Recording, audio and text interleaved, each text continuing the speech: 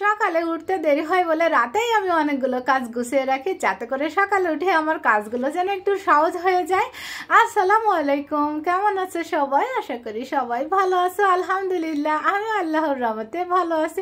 তো সংসারে কাজের জন্য কোনো শেষ নাই, একটা কাজ শেষ হলে কেমন জানি 10টা কাজ বের হয়ে আসে। তো সকালে উঠে দেখি একটা কেমন জানি ময়লা হয়ে গেছে, তো আমাদের কাজের আপাকে বললাম একটু ধুয়ে দিতে, উনি ধুয়ে দিয়েছে। তো আমি একটু গুছিয়ে রাখলাম, আর ডিমগুলো আমি রাতেই ধুয়ে রেখেছিলাম, আর এই যে সকালে এগুলো একটু গুছিয়ে রেখে তারপরে আমি যে ফ্রিজে রেখে দিচ্ছি। কিন্তু আমি বেশিরভাগ টাইমে সবজি তারপরে কাঁচামরিচ পেঁয়াজ এগুলো কেটে রেখে দিই যাতে করে আমার সকালে কাজটা সহজ হয়ে যায়। অনেকে বলবে সবজি কেটে রেখে দিতে হয় না, কিন্তু আমি সময় পেরে উঠি না, এই জন্য আমাকে কেটে কুটে রাখতে হয়। আর এই শাপলাগুলো আমি রাত্রে কেটে রেখেছিলাম, আর সকালে ওই যে আপাকে বললাম একটু ধুয়ে দিতে, তো উনি এমন ভাবে ওয়াশ করা করছে একেবারে ভর্তা করে ফেলেছে। জানি না কেমন হবে রান্না করলে।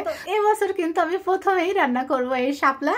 তো শাপলাটা আমি একটু অন্যরকম ভাবে রান্না করছি। কে কিভাবে শাপলা রান্না করে অবশ্যই আপনারা কমেন্ট করে জানাবে। তো এই যে প্যানে আমি পরিমাণ মতো তেল দিয়েছি এখানে হাফ কাপের একটু বেশি পেঁয়াজ কুচি, আর এই যে একটু কাঁচামরিচ দিয়েছি, আদা রসুন পেস্ট দিয়েছি, দিয়ে একটু আমি নেড়ে চেড়ে ভেজে নিব যাতে করে আদা রসুনের কাঁচা গন্ধটাও চলে যায়, পেস্টটা একটু নরম হয়ে আসে। এরপরে আমি একে একে বাকি মশলাগুলো এখানে অ্যাড করেছি। ধনিয়া গুঁড়া, জিরার গুঁড়া, মরিচের গুঁড়া, হলুদের গুঁড়া, আর স্বাদ বুঝে আমি লবণটা দিয়েছি। লবণটা কিন্তু আমি একটু কমই দিয়েছি, কারণ আমি ওই যে শাপলাটা যখন ধুয়েছিল না লবণ দিয়ে কিন্তু ধুয়েছিল। আর আমি এটা রান্না করবো না নারিকেলের দুধ দিয়ে, তো আমি অল্প একটু নারিকেলের দুধ দিয়ে কিন্তু মশলাটা কষিয়ে নিয়েছি।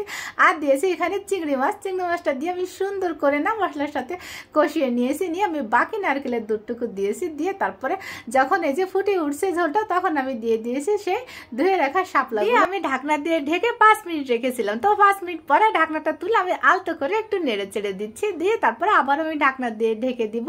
তো ওটা পাশে রান্না হতে থাকার এদিকে আমি একটু মুরগিটা রান্না করে নিব। আজকে আমি আলু দিয়ে মুরগিটা একটু পাতলা ঝোল করব। তো আমি পেঁয়াজ আর মরিচটা কিন্তু একটু ভেজে নরম করে নিয়েছিলাম। তারপরে এখানে আলু আর যে মুরগির মাংসগুলো আমি দিয়েছি, দিয়ে তারপরে আদা রসুন পেস্ট আর স্বাদ বুঝে লবণটা দিয়েছি, দিয়ে আমি সুন্দর করে একটু ভেজে নিয়েছি 5 থেকে 6 মিনিটের মতো। তারপরে এখানে বাকি মশলাগুলো একে একে অ্যাড করব।